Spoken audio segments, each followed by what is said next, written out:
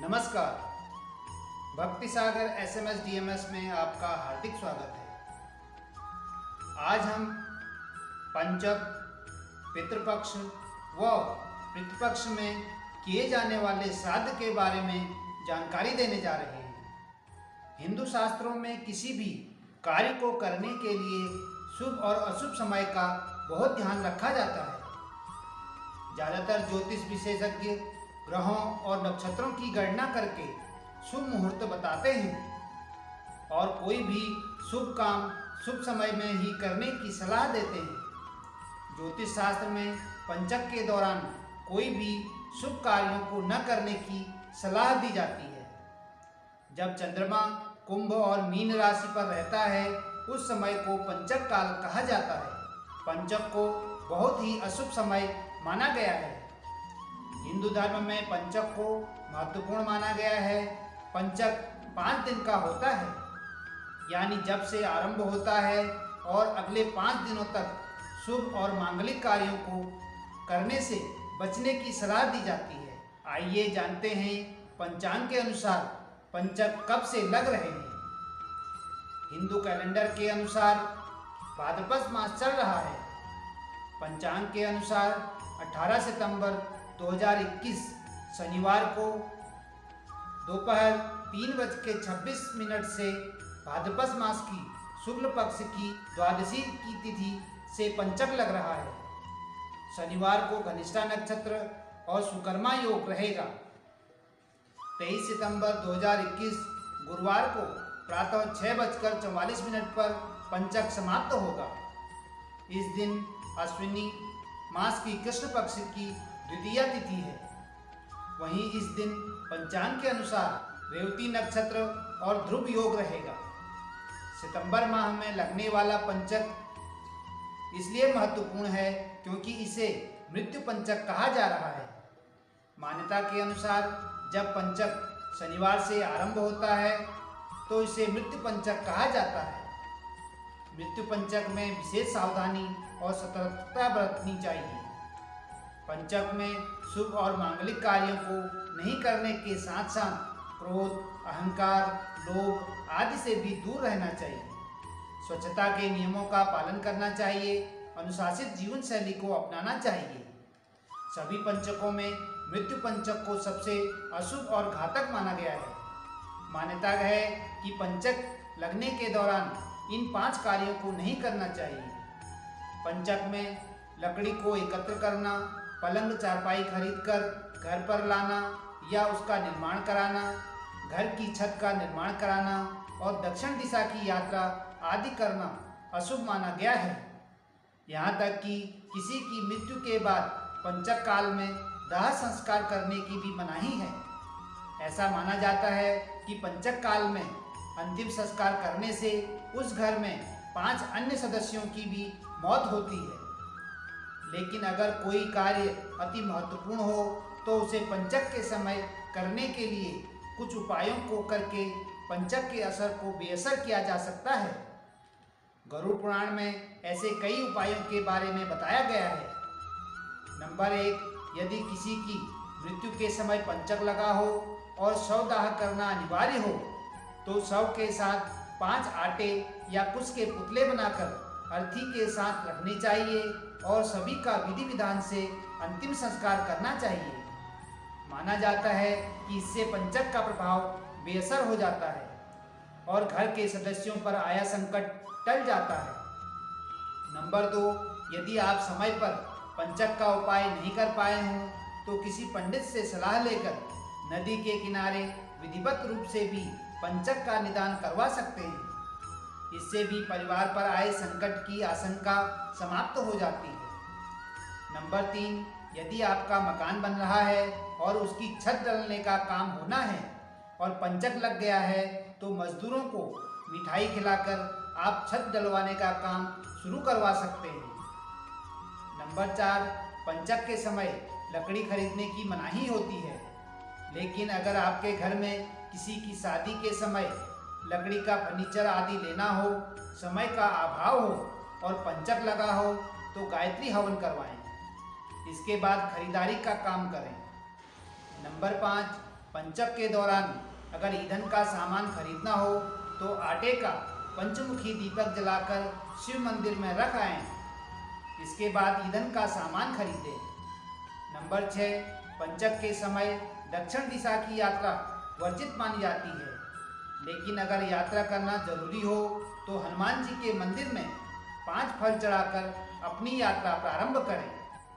बढ़ते हैं अगली जानकारी की तरफ। हिंदू पंचांग के अनुसार हर साल पितृपक्ष आश्विन मास के कृष्ण पक्ष की प्रतिपदा तिथि से शुरू होता है और अमावस्या तिथि तक रहता है। शास्त्रों में श्राद्ध को पितरों के प्रति सम्मान एवं श्रद्धा प्रकट करने वाला बताया गया है। इस दिन का उल्लेख पुराणों में भी मिलता है।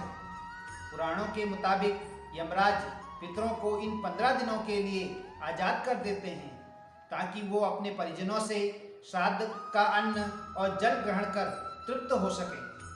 इस साल आश्विन मास कृष्ण पक्ष का आरंभ 21 सितंबर से शुरू हो जाएगा, लेकिन पितृ पूजन 20 सितंबर से शुरू होकर 6 अक्टूबर को समाप्त हो जाएगा। आइए जानते हैं इस दिन से जुड़ी महत्वपूर्ण बातों के बारे में। पितृपक्ष का महत्व। हिंदू धर्म में पितृपक्ष का खास महत्व होता है। मृत्यु के बाद भी अपने परिजनों को समय समय पर याद करने के लिए श्राद्ध पक्ष किया जाता है। इस खास दिन पर दान करने का खास महत्व होता है। श्राद्ध पक्ष कृष्ण पक्ष से शुरू होकर अमावस्या तक 16 दिनों की अवधि के लिए होता है। मान्यता है कि श्राद्ध पक्ष में सभी पितृ अपने सगे संबंधियों से मिलने आते हैं और उनसे भोजन और तर्पण प्राप्त कर आशीर्वाद देकर लौट जाते हैं। मान्यता है कि अगर श्राद्ध न किया जाए तो उनकी आत्मा को शांति नहीं मिलती। ऐसा माना जाता है कि पितृपक्ष में नियमित रूप से दान पुण्य करने से कुंडली में पितृदोष दूर हो जाता है। पितृपक्ष में श्राद्ध और तर्पण का खास महत्व होता है। शास्त्रों में किसी की मृत्यु के बाद उसकी श्राद्ध, तर्पण और पिंडदान के कुछ नियम बताए गए हैं। ये सभी काम करने के अधिकार मृतक की संतान को दिए गए हैं। मान्यता है कि ऐसा करने से मृतक की आत्मा को शांति मिलती है, लेकिन जिनकी कोई संतान ही नहीं है, ऐसे लोगों के लिए क्या नियम है? उनके पिंडदान और श्राद्ध करने का अधिकार किसे प्राप्त है? गरुड़ पुराण में संतान न होने पर श्राद्ध, तर्पण और पिंडदान आदि का अधिकार परिवार के अन्य सदस्यों को दिया गया है। किसी की मृत्यु के बाद यदि उसका पुत्र नहीं है तो पत्नी अपने पति के निमित्त श्राद्ध और पिंडदान कर सकती है। पत्नी के न होने पर सगे भाई को श्राद्ध करने का अधिकार दिया गया है। अगर सगे भाइयों में से किसी का पुत्र है तो वह श्राद्ध कर सकता है। उसके द्वारा किया गया श्राद्ध और पिंडदान अपने पुत्र के समान ही फलदायी माना जाता है। इसके अलावा परिवार में पुत्र न होने पर दामाद और नाती को भी श्राद्ध करने का अधिकार दिया गया है। इसके अलावा पत्नी का श्राद्ध पति तभी कर सकता है जब उसका कोई पुत्र न हो। यदि किसी संतान को गोद लिया है तो उसको भी श्राद्ध, पिंडदान और तर्पण आदि का अधिकारी माना गया है। बढ़ते हैं अगली जानकारी की तरफ। हिंदू धर्म में मृत्यु के बाद अंतिम संस्कार किया जाता है। इसके बाद 13 दिनों तक मृतक के निमित्त पिंडदान किए जाते हैं और आखिरी में 13वें दिन उसकी 13वीं होती है। गरुड़ पुराण में बताया गया है कि 13वीं तक आत्मा अपनों के बीच रहती है। इसके बाद उसकी यात्रा दूसरे लोक के लिए शुरू होती है और उसके कर्मों का हिसाब किया जाता है। लेकिन क्या कभी आपने सोचा है कि आखिर 13वीं क्यों की जाती है और इससे उस मृत व्यक्ति आत्मा को क्या लाभ मिलता है? अगर आपको इसकी जानकारी नहीं है तो यहाँ जानिए इस बारे में कि गरुड़ पुराण में क्या बताया गया है। गरुड़ पुराण के मुताबिक जब किसी व्यक्ति के प्राण निकलते हैं तो यमदूत उसकी आत्मा को यमलोक ले जाते हैं और वहाँ उसे वो सब दिखाया जाता है जो उसने अपने जीवन में किया है। इस दौरान करीब 24 घंटे तक आत्मा यमलोक में रहती है। इसके बाद यमदूत उसे परिजनों के बीच छोड़ जाते हैं। इसके बाद मृतक व्यक्ति की आत्मा अपने परिवार वालों के आसपास ही भटकती रहती है, क्योंकि उसमें इतना बल नहीं होता कि मृत्यु लोक से यमलोक की यात्रा तय कर सके। इस बीच परिजन मृतक की आत्मा के लिए नियमित रूप से पिंडदान करते हैं। गरुड़ पुराण के अनुसार मृत्यु के बाद 10 दिनों तक जो पिंडदान किए जाते हैं उससे मृत आत्मा के विभिन्न अंगों का निर्माण होता है। 11वें और 12वें दिन के पिंडदान से शरीर पर मांस और त्वचा का निर्माण होता है। फिर 13वें दिन जब 13वीं की जाती है तब मृतक के नाम से जो पिंडदान किया जाता है उससे ही वो यमलोक तक की यात्रा तय करती है। पिंडदान से आत्मा को बल मिलता है और वो अपने पैरों पर चलकर मृत्युलोक से यमलोक तक की यात्रा संपन्न करती है।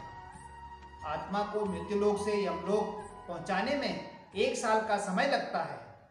माना जाता है कि परिजनों द्वारा 13 दिनों में जो पिंडदान किया जाता है वो 1 वर्ष तक मृत आत्मा को भोजन के रूप में प्राप्त होता है। 13वीं के दिन कम से कम 13 ब्राह्मणों को भोजन कराने से आत्मा को प्रेत योनि से मुक्ति मिलती है। साथ ही उसके परिजन शोक मुक्त हो जाते हैं। जबकि जिस मृतक आत्मा के नाम से पिंडदान नहीं किया जाता उसे 13वीं के दिन यमदूत जबरन घसीटते हुए यमलोक लेकर जाते हैं। ऐसे में यात्रा के दौरान आत्मा को काफी कष्ट उठाने पड़ते हैं। इसलिए मृतक की आत्मा की शांति के लिए 13वीं को जरूरी माना गया है। सहभाग, डेली हंट, डेली होम। धन्यवाद। भक्ति सागर SMS DMS। नमस्कार।